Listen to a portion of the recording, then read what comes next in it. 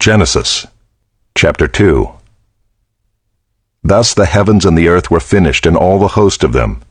And on the seventh day God finished his work that he had done, and he rested on the seventh day from all his work that he had done. So God blessed the seventh day, and made it holy, because on it God rested from all his work that he had done in creation. These are the generations of the heavens and the earth when they were created, in the day that the Lord God made the earth and the heavens. When no bush of the field was yet in the land, and no small plant of the field had yet sprung up, for the Lord God had not caused it to rain on the land, and there was no man to work the ground, and a mist was going up from the land and was watering the whole face of the ground. Then the Lord God formed the man of dust from the ground, and breathed into his nostrils the breath of life, and the man became a living creature. And the Lord God planted a garden in Eden in the east, and there he put the man whom he had formed. And out of the ground the Lord God made to spring up every tree that is pleasant to the sight, and good for food. The tree of life was in the midst of the garden, and the tree of the knowledge of good and evil. A river flowed out of Eden to water the garden, and there it divided and became 4 rivers. The name of the first is the Pishon.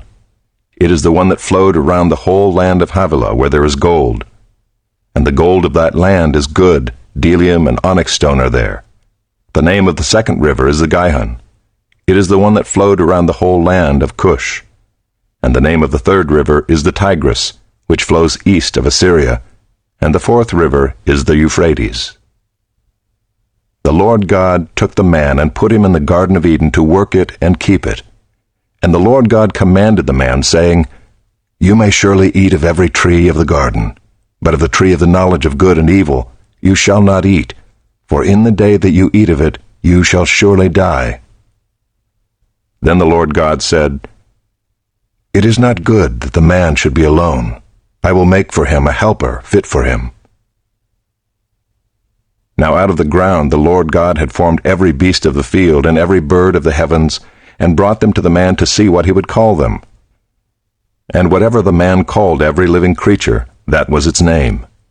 The man gave names to all livestock and to the birds of the heavens and to every beast of the field. But for Adam there was not found a helper fit for him. So the Lord God caused a deep sleep to fall upon the man, and while he slept, took one of his ribs, and closed up its place with flesh. And the rib that the Lord God had taken from the man he made into a woman, and brought her to the man. Then the man said, This at last is bone of my bones, and flesh of my flesh. She shall be called woman, because she was taken out of man. Therefore a man shall leave his father and his mother, and hold fast to his wife, and they shall become one flesh. And the man and his wife were both naked, and were not ashamed.